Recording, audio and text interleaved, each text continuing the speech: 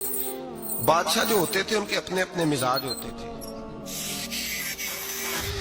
اس بادشاہ نے 4 5 6 کتے رکھے ہوئے تھے اور کتے بڑے بڑے کتے تھے اور بڑے وہ خونخوار کتے تھے, چیر پھاڑ کھا جاتے تھے, شیر جتنے ان کے قد تھے.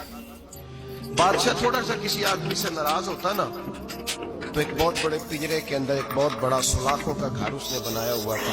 اس میں کتے ہوتے تھے اور کتے کو جب باندھ کے رکھا جاتا ہے تو زیادہ زہریلا ہو جاتا ہے, وہ زیادہ اس کے اندر کرواہٹ آتی ہے, زیادہ کاٹتا ہے. اس نے قید کیے ہوئے تھے. کتے تو بڑے زہریلے تھے. جس آدمی سے بادشاہ تھوڑا سا ناراض ہوتا نا تو وہ کتے کے آگے اس آدمی کو ڈالتا, کتے اس کو چیر پھاڑ کے کھا جاتے. یہ سزا تھی, لوگوں کو پتا تھا. بادشاہ کے وزیر نے بڑی خدمت کی بادشاہ کی, 35 سال تک نوکری کی.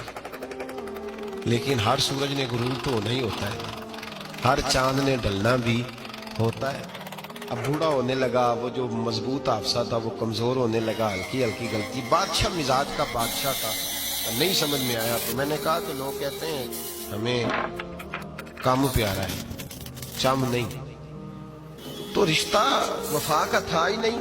وزیر سمجھنے لگا کہ اب نہ میں بھی غلطیاں کرنے لگا ہوں تو ایسا نہ ہو کسی دن میں بھی ان کتوں کا شکار ہو جاؤں. اس نے بادشاہ سے کہا کہ بادشاہ مجھے آہستہ آہستہ معذرت کرنے لگا, قدم ہٹانے لگا کہ مجھے چھٹی دے دی جائے, میں بوڑھا ہو گیا ہوں. لیکن اس نے کہا نہیں نہیں, جب تک میری طبیعت نہیں مانتی تم نہیں جا سکتے. مطلع کلینان لوگ تھے. وزیر خاموش ہو گیا, پریشان رہنے لگا. غلطی ہو گئی ہے تو پھینک دے گا. ایک تجویز اس کے ذہن میں آئی. وہ جو پنجرے, کتوں کے پنجرے پر محافظ بیٹھا تھا نا, جو ان کو کھانا ڈالتا تھا, روٹی ڈالتا تھا, گوشت دیتا تھا, اس کو ایک دن کہنے لگا یار تیری ڈیوٹی ہے سارا دن کتوں کو کھانا دینے کی, گوشت دینے کی, تو 2 4 دن ڈیوٹی مجھے نہیں دیتا؟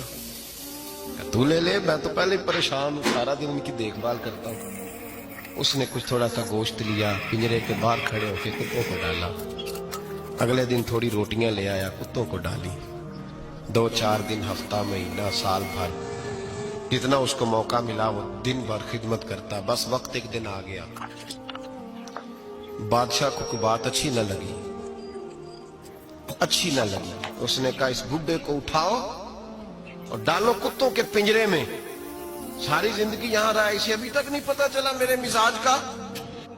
جب اٹھا کے پنجرے میں ڈالا نا تو بجائے اس کے کہ کتے اسے کاٹ کھاتے, وہ اس کے پیر چومنے لگے. وہ پیر چومنے لگے, ہاتھ چومنے لگے, چاٹنے لگے.